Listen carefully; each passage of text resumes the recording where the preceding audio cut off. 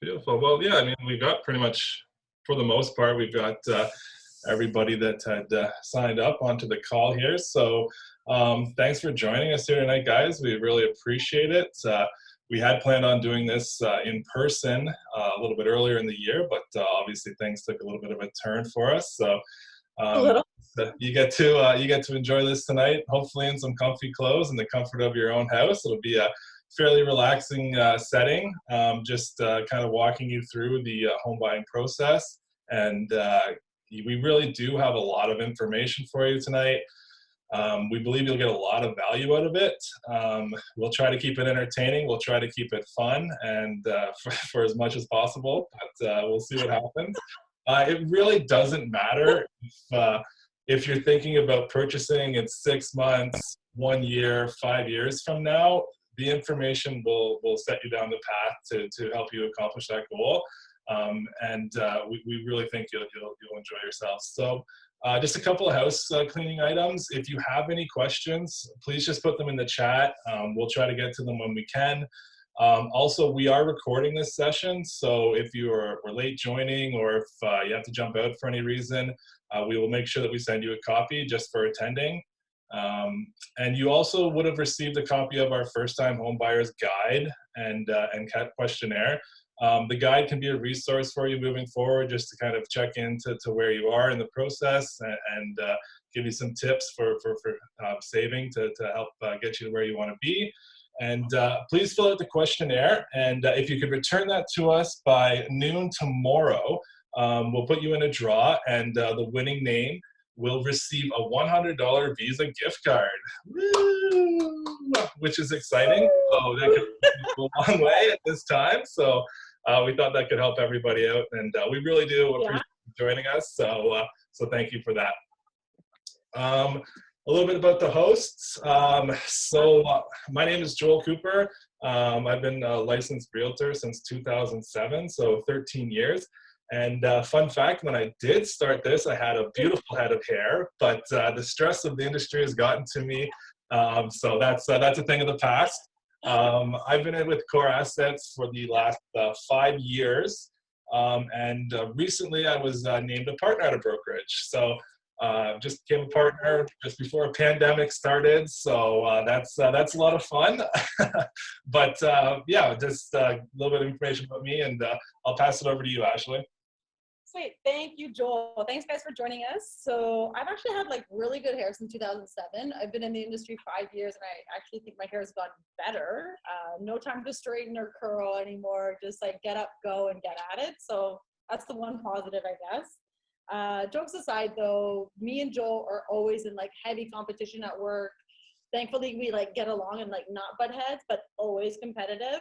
So we're happy that we could take the time and like get this together and present it to you.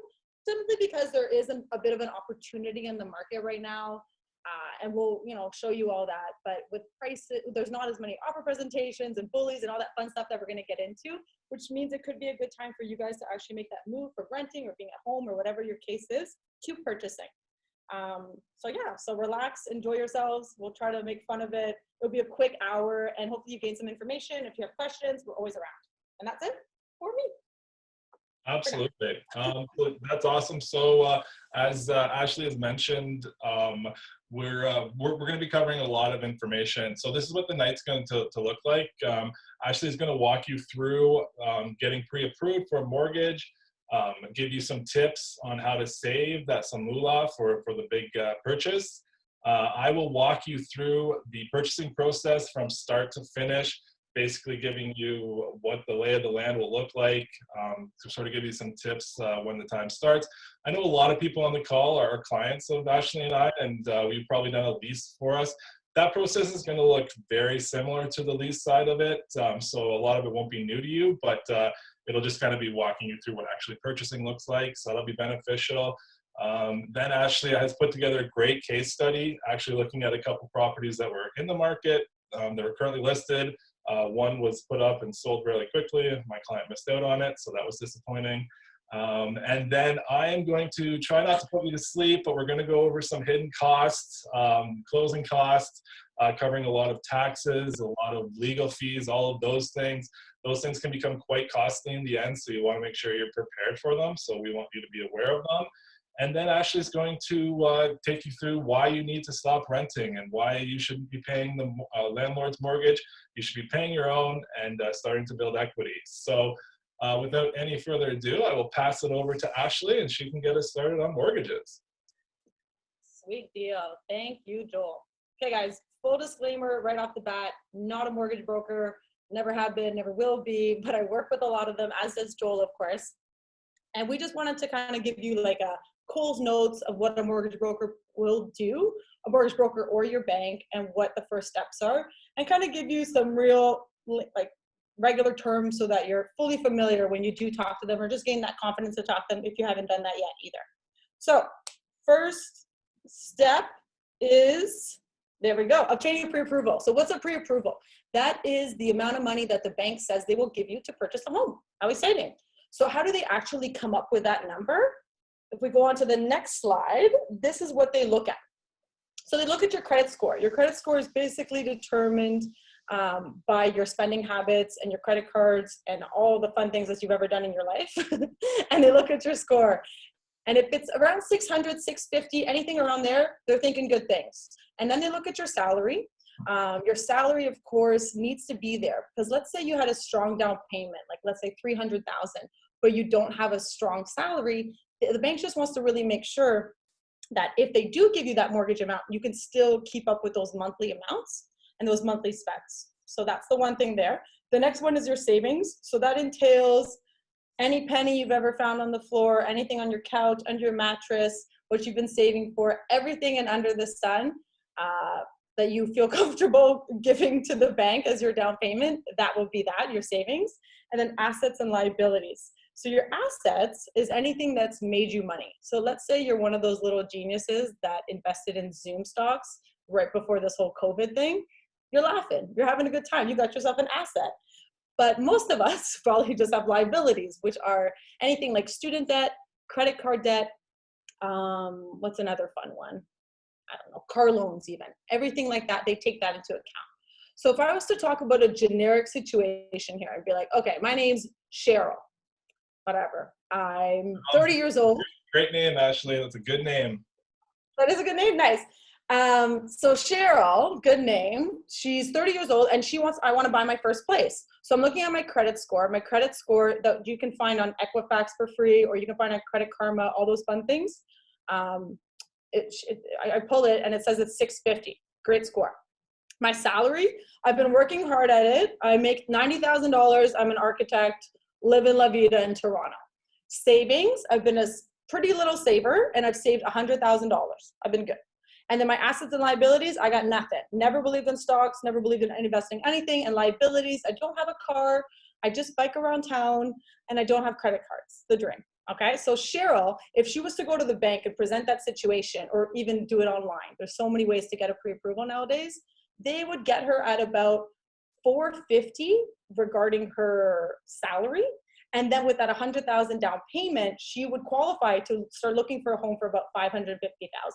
Now that's some real generic, simple math, but that's one way to look at it, right? But if you're talking to a mortgage bank, a bank lender, anything like that, they do obviously take into account so many more things, like your parents, if they were to give you a little bit of money, that's called a nice little gift, right? They'll take that into account. Co-signers is also a nice thing. They'll take in their information, RSPs, like endless amounts of things. So that's always good. That's why you need somebody smart on that side. All right, next one. Ta-da. Okay, so just a few tips on little words to know when you're talking about mortgages. So really simple, fixed versus variable. Fixed, guys, is exactly what it says. It's not changing, it's fixed. It is what it is. And variable, of course, changes throughout. So fixed right now is 2.3 or 2.8%.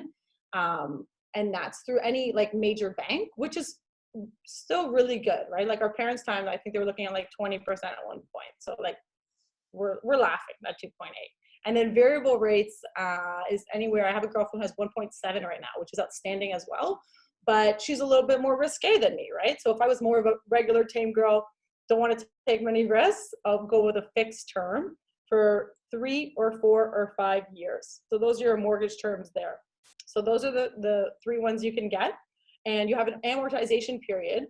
Big word, basically means that in 25 years, I will have paid off my mortgage. So the bank gives you that amortization time to pay that all off. It's typically 25, sometimes they do 30, but again, a mortgage specialist would go over all that with you. If you do break your mortgage, there are penalties, of course. The bank does not like it when they lose money. So that is another thing to keep in mind. I'd say most first-time home buyers that Joel and I have both worked with, typically fixed 5-year, 25-year amortization is your typical run-of-the-mill kind of mortgage stuff. And your down payment. So dad. Usually with a lot of help from the bank of mom and dad too, right? Yeah, that too. Yeah, sometimes. But yeah, and the next one is down payments. So your down payment, everyone's like, can it be 5%? What's the minimum I need? So yes, it can be 5% if you're looking for a place that's under 500,000. That's typically a little bit difficult to find if you're looking prime Toronto. So all it is 5% for that first 500,000 and then 10% for the remainder. So we're going to look at a case study later, and that one is just under 600,000. So what you need is 5.8%, which is just about 6%, which is still really low. And then of course, if you do 20%, then you don't have to pay mortgage insurance, which is outstanding. But things to remember is that mortgage insurance is very low in comparison to the amount of money that you can make on your home and through equity throughout the years of purchasing it. So if somebody comes to me and they're like, oh, Ash, I only have 10%, but I'm going to wait till I get to 20%, so I have to save on insurance. It's not something I would typically recommend, just because you'll see based on numbers, you will make that money back a little bit quicker by just going the 10%, but you have to make sure you can afford those monthly payments. And I think that's it for me. Or no, I'm going to go into savings on my next one. Okay, guys, so saving. This is super important depending on where you are. So whether you have your down payment, whether you are just starting off, like you got no savings whatsoever, don't worry. We all start somewhere, right? So the first step is definitely to make it as automatic as you can. So what I mean by that is that your bank is super smart and super nice, and they'll set things up for you so that if you're making a certain amount every month, they can take out any amount that you want every week without you having to think about it. It just automatically happens, and it can go into a savings, and then you don't have to think about it, and you're just saving without trying, which is outstanding. Another good little tip is an accountability partner. Sorry, didn't turn off my text there. So accountability partner. So mine was my mom. She helped me for my first down payment. She was hard as nails. And never let me buy like the kinds of shoes I always wanted to buy.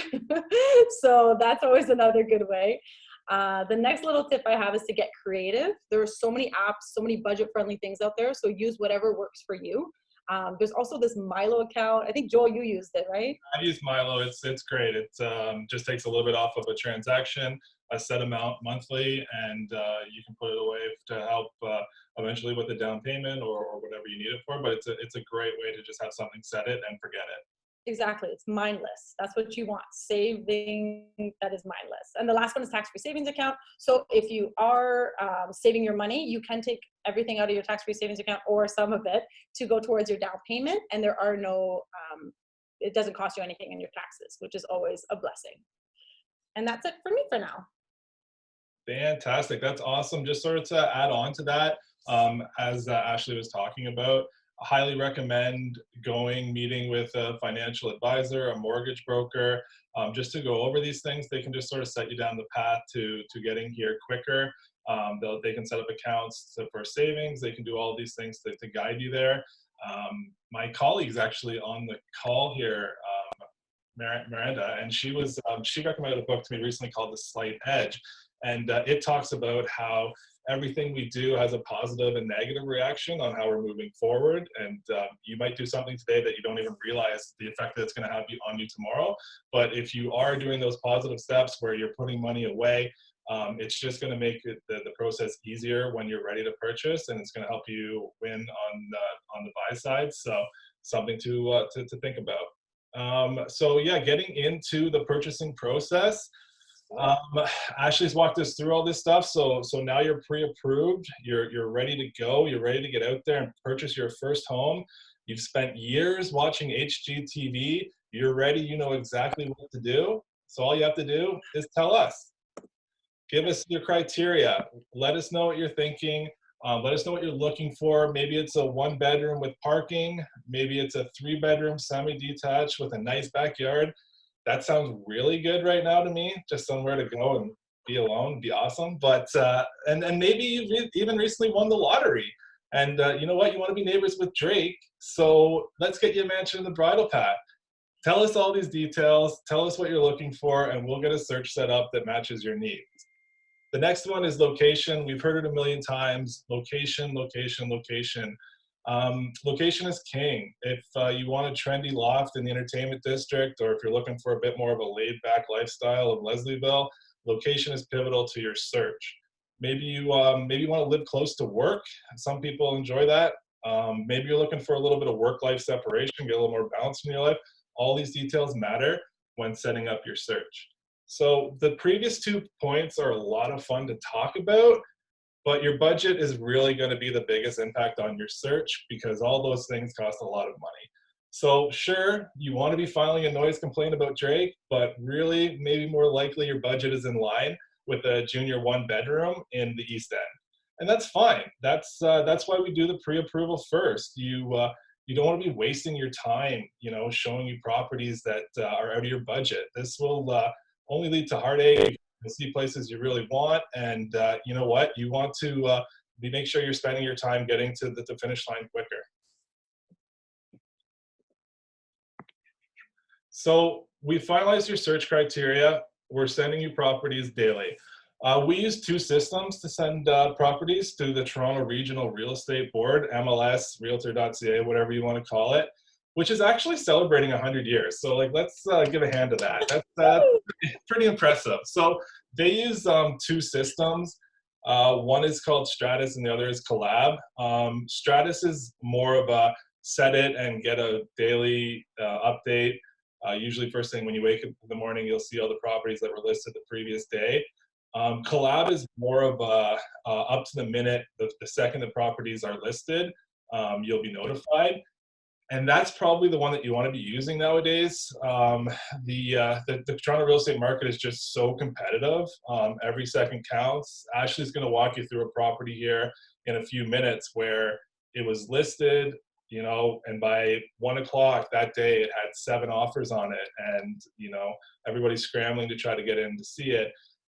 So you need to be on top of these things just so that you're able to have a chance. After that, we highly recommend, I know I do, especially to a lot of people on the call that we've gone through leases, we've always talked about keeping a really broad search to start, just simply because you're going to want to see places. You're going to want to have options in your search. And you know what, maybe you started out wanting a 1-bedroom in Liberty Village, and then all of a sudden you're noticing that, wow, I can actually get a 1+1 with parking in Canary District, and that looks like a pretty great area. So you just want to kind of keep an open-minded during this time period, and that search will narrow down. The more that you get out, unfortunately, you're not going to get more than likely not going to get a property on your first trip out. It has happened before, but it's pretty rare. So you're going to get out a couple times. You're going to go out on a few trips. You're going to see some places. You're going to start to zero in on areas and buildings that you really like. And at that point, that's when you'll just sort of become a waiting game where you're just waiting for the right property to come up for sale. Can you vouch for that, Ashley? Do you agree with that? I do completely agree with that. It's a bit of a waiting game sometimes, but you know what? You have to be realistic and also just conscious of what's happening on the market, because it changes all the time, right? But you also obviously want to find a place that you love, but remember, nothing's perfect the first time ever. No, absolutely, completely agree with that. So it's finally happened, guys. That you've found the perfect property. This is it, 100%. It's go time or offer time, whatever works. This is when you start to look at recent sales in a building or in an area for comparable properties that have sold, to give you an idea on value. You'll use that while also speaking to the listing agent to get a better idea of what the seller is looking for price-wise, and then you'll just pool together all that information to decide on a purchase price.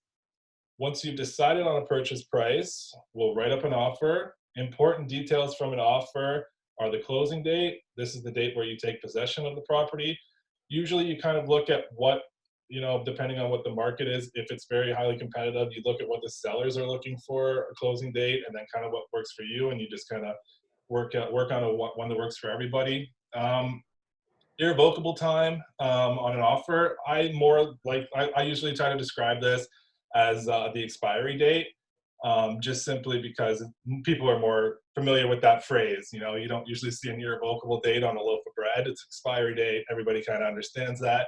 So this is the the amount of time that you're going to give the seller to decide on whether or not they're going to work with your offer.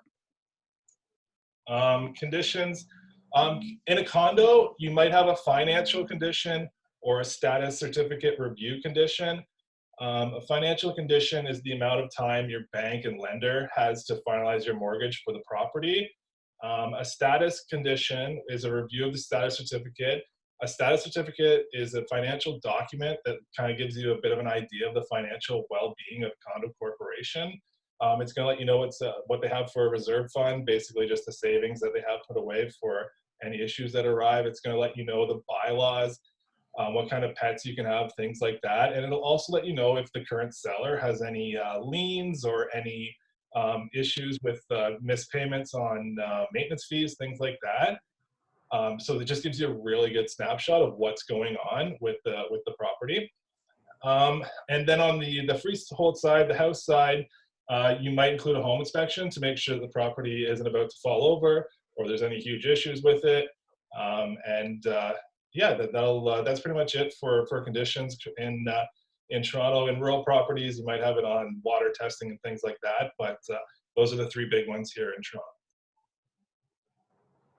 Okay, so they've accepted your offer. This is exciting. This is what we're all after. Your search is possibly coming to an end. All very exciting. They accepted your offer. We're almost there. First step after an accepted offer is to deliver the deposit. A deposit is typically 5% of the purchase price.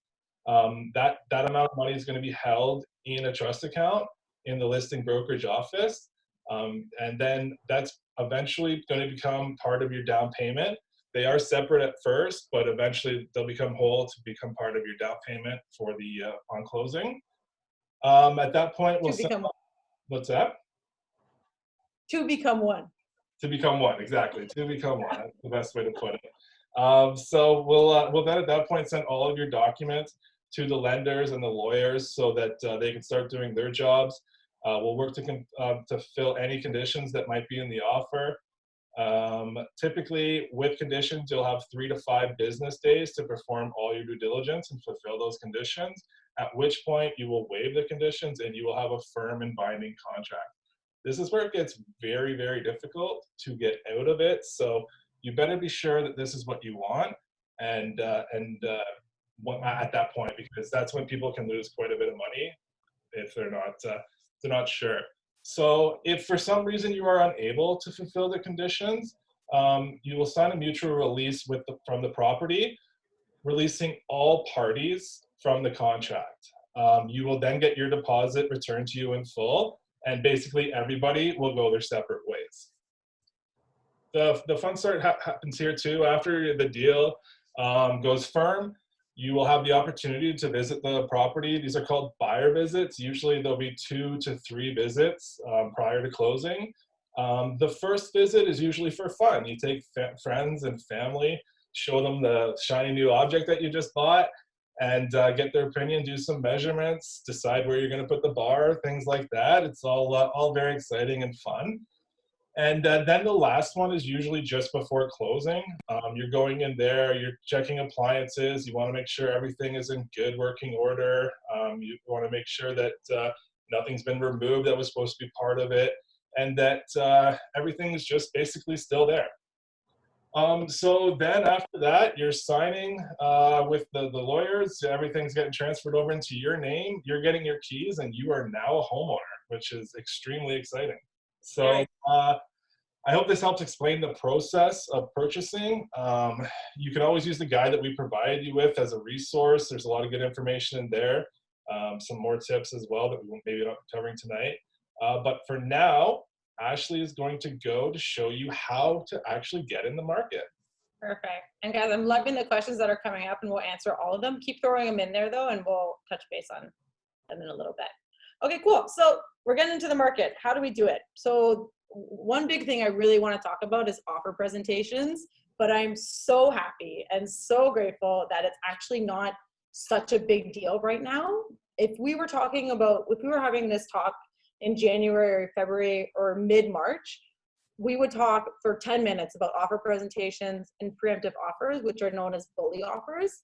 So what this means is typically in Toronto, you have a property and you underprice it. So if I have a 1-bedroom that's gonna be it's worth about $550,000, I underprice it to like $475,000. And why I do that is because I want everyone and their mother to come and check out this place. So I stage it and make it look beautiful. And then I say $475,000, so everyone comes over and they take a look. But what I also do is I set an offer date, and I say on this date, please come to my house or to my office or send by email your offer. And what that offer needs to be in order for you to get the place is a super clean offer. So what that means, Joel talked about conditions. He talked about status. He talked about, I was going to say financials, but status certificate, financials, home inspection. So if you actually want to win at an offer presentation, unfortunately, it's really hard. You probably won't win if you have those conditions in there, which makes it stressful for a first-time home buyer especially, right?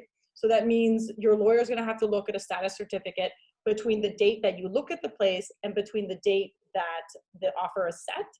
It's usually 5 to 7 days between each other.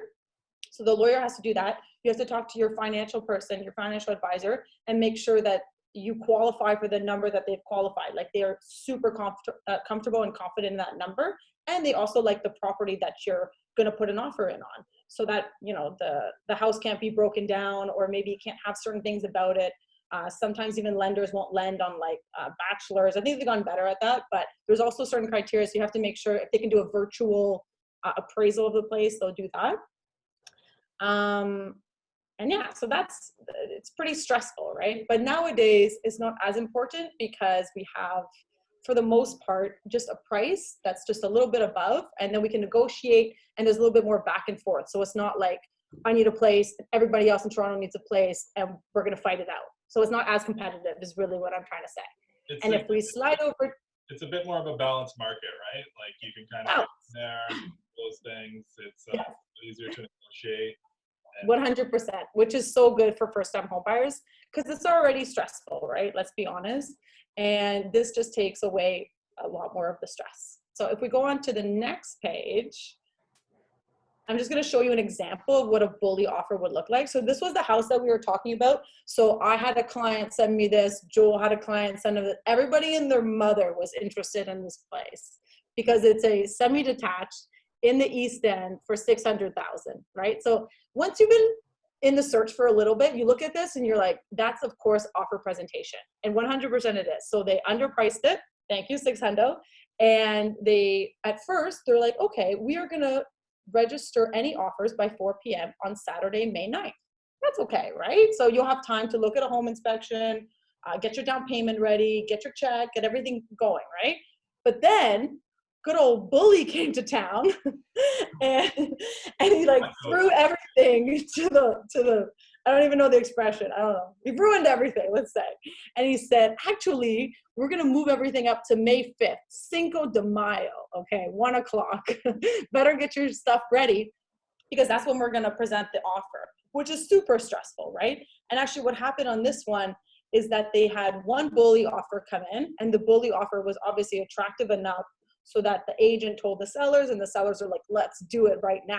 So 6 other offers came through. I think 7 offers altogether. So it's just like, 7 offers, and like they were like, the problem with it too is like they were doing like a herd mentality with like rushing people through it, right? So it's just so unsafe. So this tactic was absolutely ridiculous for what's going on in the world right now. Exactly. But thankfully, stress level down. This is not what we're dealing with as much anymore. Obviously, it's still coming up. This is from the 2 days ago. But for the most part, we are dealing with the next slide, which is this little one. So This is a 1 bedroom, no parking, no locker, which is kind of typical too, over at Queen and Dufferin. So what they're asking is $598,800 for this one. So that's obviously a little bit overpriced. Joel actually checked this one out with his client. What'd you say? It was cute, but not worth six. Right? Yeah, high ceilings. It was a beautiful place. Just you'll see here in this building, places were going for $1,000 a square foot, and I think the square footage of this one was actually around 570. So they were close to $30,000 overpriced, and I appreciate that strategy in this market. It's just it was tough, like, to try to get that much over what everything else in the building was going for, right? So not really working out for them, as you can see, with 16 days on market, but we'll see what happens.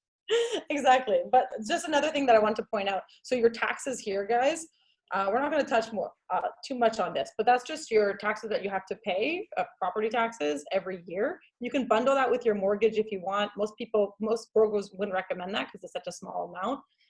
You can just pay it yearly out of pocket, and you can make it into quarterly payments if you'd like even.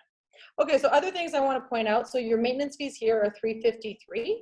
Another thing you want to look at is whether that includes heat. So in this case, it does not include heat.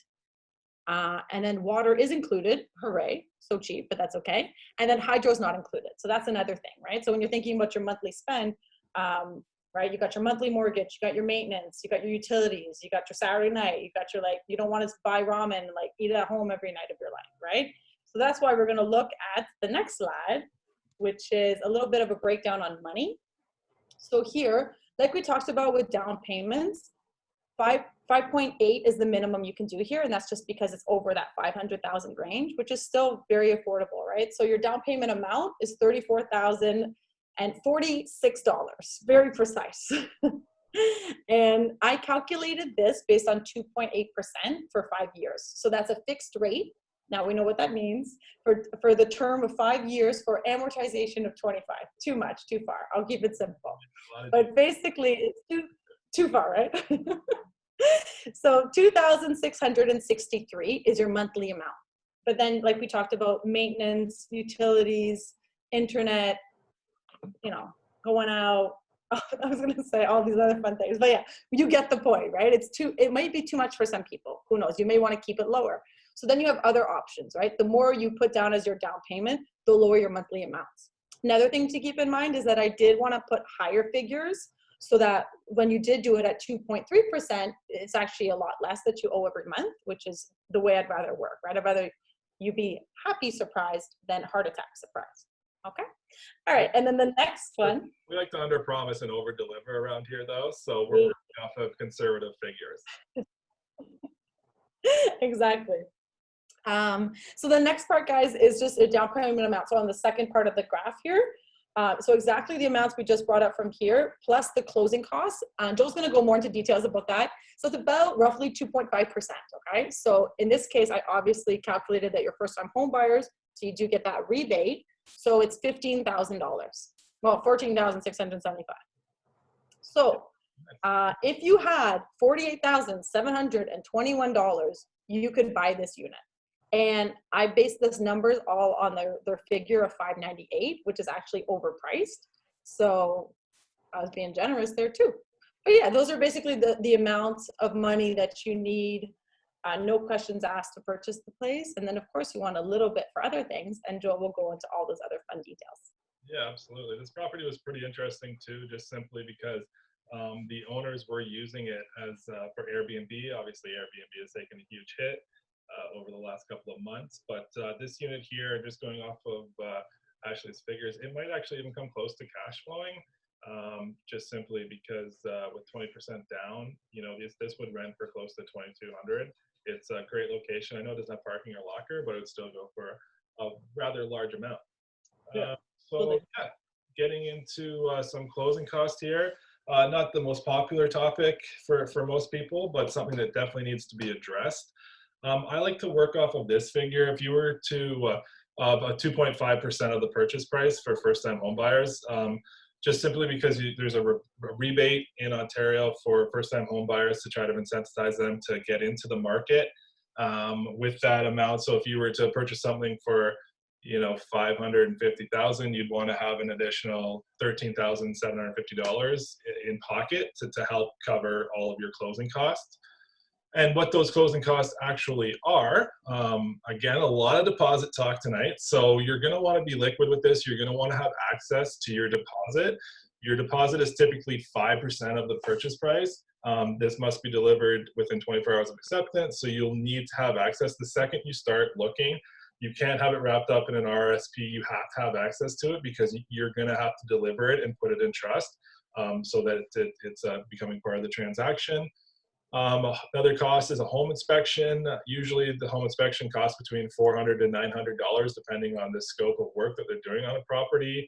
A lot of properties nowadays, they'll do pre-inspections. These are all done by reputable companies, so like you don't really have to be worried about like the seller trying to hide anything. And also too, typically they'll give you the contact information of the home inspector, so if you want to contact them, he'll break everything down for you. A lot of them will even come and walk through the house with you and like tell you everything that they saw. And the main purpose of the home inspection is just to sort of make you aware of what's going on with the property and what you need to keep an eye on. It's not necessarily to get you out of it. Obviously, if the foundation's falling apart and you don't want to take on that expense, you can walk away from it.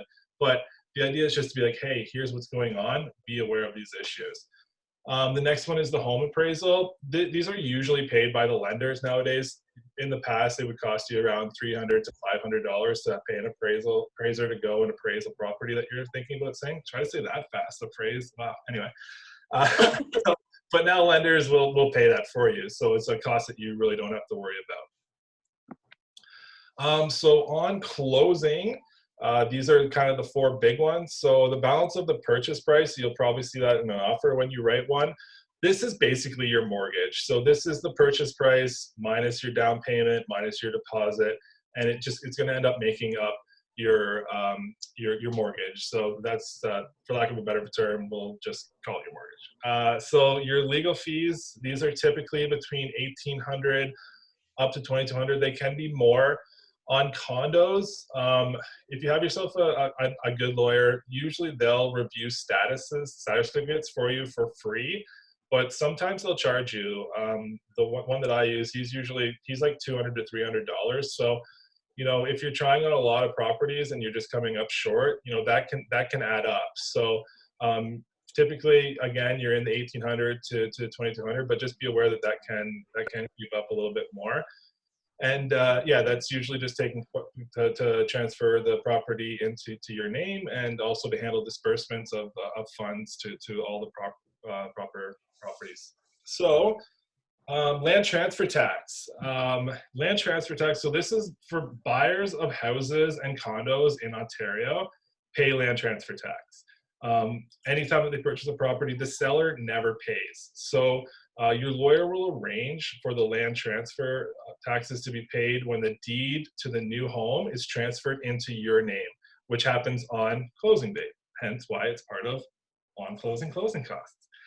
Buyers in Toronto are especially unlucky because they get to pay Toronto land transfer tax as well.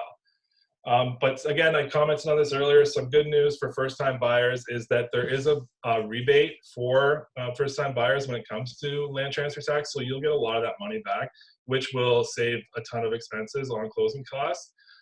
We've also provided in the guide that we sent you earlier a calculator that will help you to figure out these costs to give you a bit better of an idea of what you can expect. So the last one is CMHC insurance. And what does that stand for again, Ashley? Canadian Mortgage House Corporation. Beautiful. Insurance. So that's a mortgage loan insurance. We're not sure if the C is right. We'll double check that for you. We're a realtor. No, it is. Okay, awesome. So the mortgage, this is an insurance premium. It's calculated as a percentage of the loan and is based on the size of your down payment. The higher percentage of the total house price value that you borrow, the higher percentage you will pay in insurance premiums. Once again, this is another thing that you can calculate. So we just included the link in the guide. You can go in there. It'll give you a really good idea on exactly what your costs will end up being. So after that, there's really only a few things, and these can vary in pricing for sure. So moving expenses, if you're having a lot of stuff being moved, it can become quite expensive, but typically this is between $300 to $1,000. If Ashley and I were talking earlier, and we've been both in places where there's been pianos, so I'm sure if you're getting a beautiful piano move, it's going to be a lot more expensive. Ridiculous. Yeah, for sure. So, and then, Piano was in yeah, I don't know how they would get that up there, but anyway, guess good for them. But the next one is utility transfer. Obviously, you want to have hydro, you want to have water, you want to have these things. This is not a major expense by any means, but it just kind of varies on what your Toronto Hydro or Enbridge or whoever is charging you for the hookup. And then get into renovations and maintenance. Maybe you bought a place that needs a complete gut job down to the studs, or maybe you're just looking to paint, add a new kitchen, things like that. These prices can vary. We can definitely help you with trades, provide you with kind of rough estimates on what these things. We have a large list of preferred vendors that we can provide to you. So this is all information that we can add to the process. And then the last one is cleaning.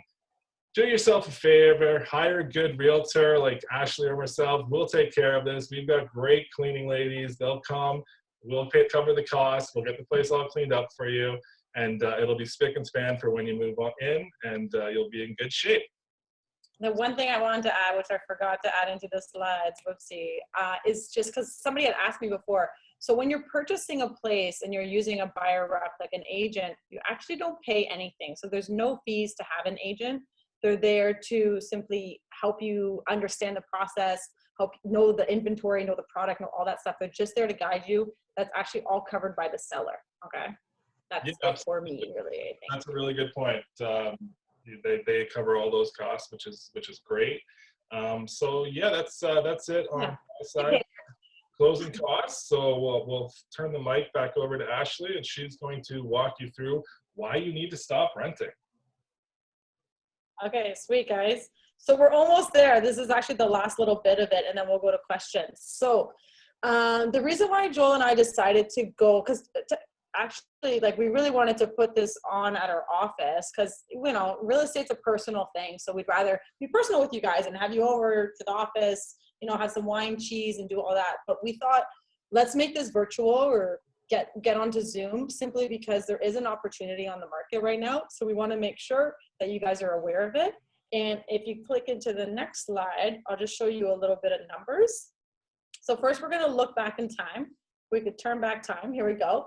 And what we would purchase at these prices. So I actually just took the turn back time. I sang that song a little bit to Joel today. He was not impressed. So I took the downtown condo average prices. So this is 1 bedrooms, 2 bedrooms, 3 bedrooms. These are everything in the CO1 area. When I say CO1, that means like real downtown, which is like Yonge to Dufferin, Bloor to the water.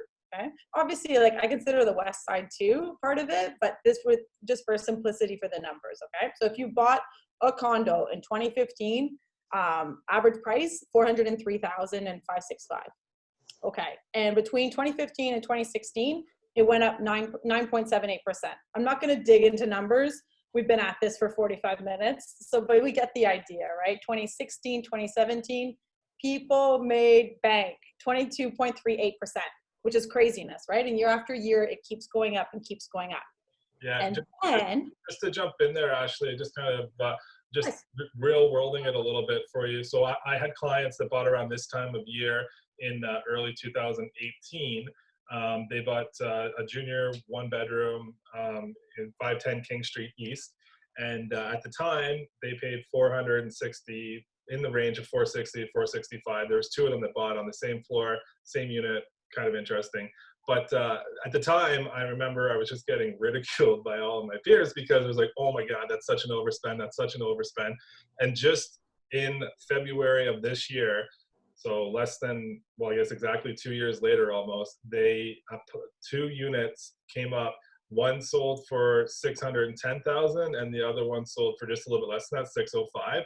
So just in that short, 2-year period, they $140,000 worth of value added to their place, plus all the equity that they built up. So, just by getting into the market, just by getting started, it allowed them to have this huge amount of, equity in the property, and like they're set up long term to kind of get moving up the property ladder. And then you just move from there, right? Like they bought a junior one bedroom. Of course, they're not going to be in a junior one bedroom forever, but you got to start somewhere. Absolutely. And make that kind of cash in 2 years is outstanding. And the way 2020 was starting, like January and February was insane. The amount of properties that were going over value, like everything was just insane. But then COVID happened. And now we have April numbers, and now we have hope, basically, for first-time home buyers again, because like Joel mentioned earlier, like we have a bit more of a balanced market right now. So I'll just show a little bit of numbers and then we can talk, okay? So 416, if we look there with my first little arrow, if we go down to condos, because that's usually what I look at, we can also, you can look at houses, of course, too. The average price is 612,300. Now, if we look year over year percentage change at condos again, we go right down, that's minus 4%. So it's a market. It goes up and down, of course. Things happen, but you know, that's an opportunity for people too. It never in the past 5 years, if we just looked at the past numbers, right? We're looking at plus over, I think 7% was the lowest one. So we have a minus 4. So it's always best to get into the low of the market. And this is definitely an opportunity for that. And then if you look year over year summary right at the bottom, so this is your average price, 0.1. So super balanced market.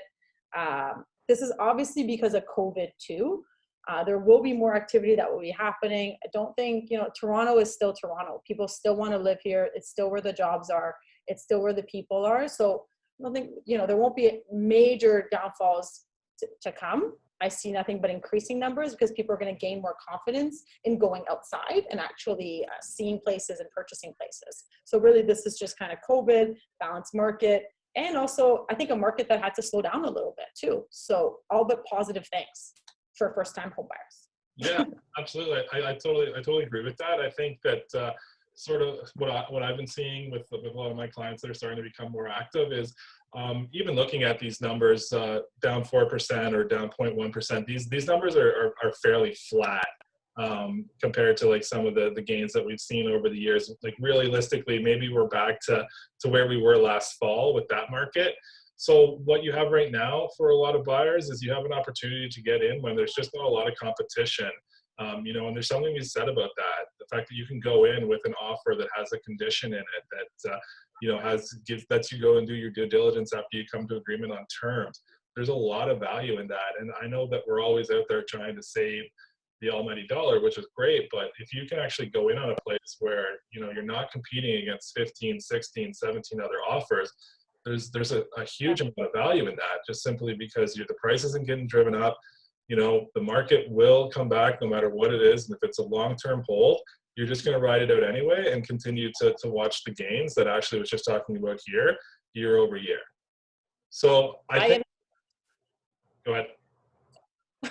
All I said, buy and hold, just a little input. I agree with that. So we can jump in. If you have any questions, feel free to dump them into the chat here. I think there were a few that happened. Pardon me? Let's go through the questions. Yeah, for sure. There were a few questions that happened. All right, my catch up. How long does? Okay, so how long is the pre-approval? Yeah. I'll do the first one. So that's the first 60 to 90 days typically. That's a great question. So what that means, if there's a low rate, so if you found like 2.3, 2.1, anything like that, you can lock that in with your bank, with your lender, anything like that. And then it's good for 60 to 90 days. I think now with COVID, I think they've even extended it sometimes to 120. It all depends on your bank, but definitely if we hear that mortgage rates are about to increase, we typically send out a note to all of our active buyers to be like, hey, go lock in your rate so that you get that lower rate. That's an important question. So thanks for that. Yeah. So you want to take the next?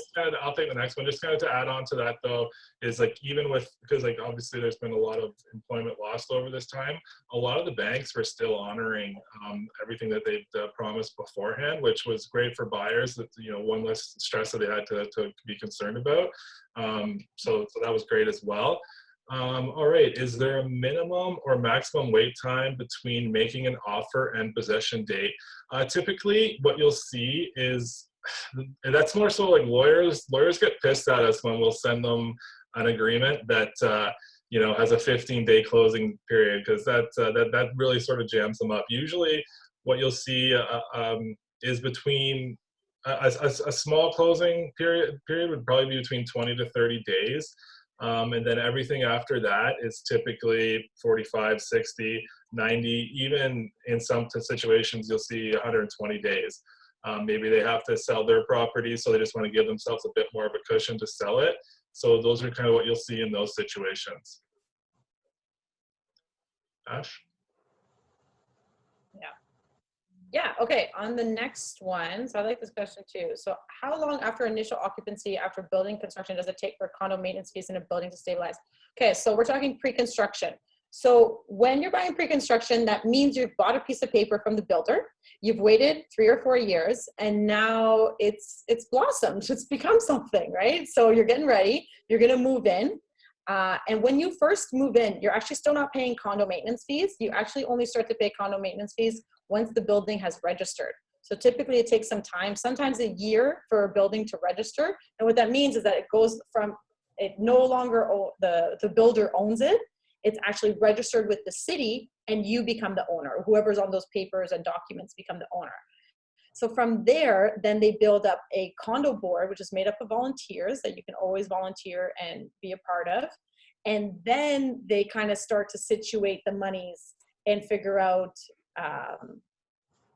like where they need to spend, organize themselves if there's things that have to get fixed. Sometimes with new development, there's issues that have happened in the building. So it does take time to stabilize. It really does depend on the board, how much money they had going into it, and then how quickly they can build up their reserve. So it's hard to say a precise number. I hope I answered the question as good as I can. Colleen, if I didn't, text me after, or you can even message in here. Joel, do you have anything to add to that? That's pretty much, yeah, that's exactly what I'd say. You're a lot more familiar with pre-construction condos than I am, so that's really good. Just kind of moving on to the next one. When would you have an inspection done? Usually there is 2 times that this is happening. It's either happening before, so when Ashley was talking about an offer night, if you want to go in there without that condition, you're probably going to have that done before you actually make your offer. And then also again, like I really do believe that if the sellers are considered, they're paying for pre-inspections to be done. These are being done by really good companies, Pillar to Post. What's the other one that's really good, Ash? There's a few that do them, and they're great. They give you everything you need. You can call the home inspection; they'll walk you through it. In this market, I mean, I'd probably almost try to come to terms on a property with an inspection in there, and then you're doing it 2 to 3 days after. You're going to the property with the home inspector. They're walking you through it, and they're giving you all the details, making you aware of everything going on with the property, and taking it from there. And they give you a full detailed report. It's amazing how much you can learn from them and how much you can learn about your house. Condos, we don't do inspections typically on. I've never had. Joel, you're the same? On condos, yeah, very, very rare. I mean, unless you're just really uncomfortable. But like with condos, like if there's an issue with mechanical or something like that, that's an issue throughout the building that they're going to be aware of, so they'll be addressing it. You got it. I could take this next one. Would you be eligible for first-time buyers? Take it away. Yeah, just because I sold outside of the city. So yes, there are a lot of, there's a first-time buyer's rebate. Yes, that does work for outside of the city of Toronto. And then also too, there's other incentives that are out there that just don't really work in the city of Toronto for first-time home buyers. I'm pretty sure this is Meredith. So just text me and I'll kind of walk you through it all to let you know how that works. But yeah, you'll get help with your down payment. It kind of works as a loan that you need to pay back eventually, but it gets you into home ownership and building out some equity. Okay. We've seen buyer requests for home inspections before making an offer. So yes and no. If we're doing offer presentations, typically they will have a good agent will have a home inspection there ready for you to look at. And for anybody to look at so that you feel that we're comfortable going in and putting in an offer. The only thing about doing a home inspection before making an offer is that you're spending anywhere between $300, $500, typically even more sometimes, and you might not get the offer. So that's a real, it's a big sum of money.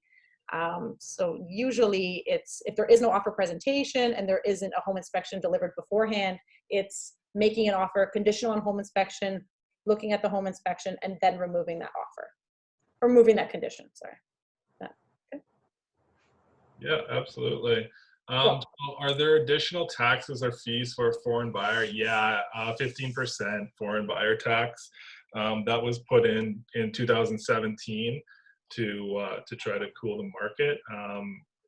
There's been a lot of workarounds for it. I don't think it had the effect they were hoping it would.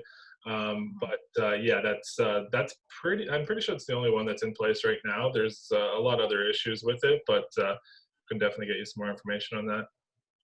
But you can actually apply to get that money back, that 15% tax, once you have your PR, or once you have things in place, or actually you just need your PR.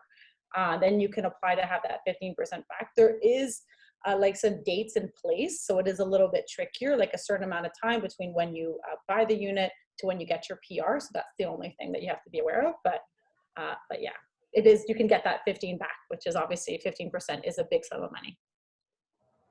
Yeah, absolutely. Amir, could you please talk about for newcomer mortgage briefly? Do you want to take that, Ash, or do you want to just put them in touch with a mortgage broker that could probably give them a better answer? Like a new first, like what are we, newcomer, like into the country new? Is that what you're saying? Well, yeah, I'm sure that's probably what he means. He's probably new, so I think there's a Yeah, the information I just gave was basically the general information.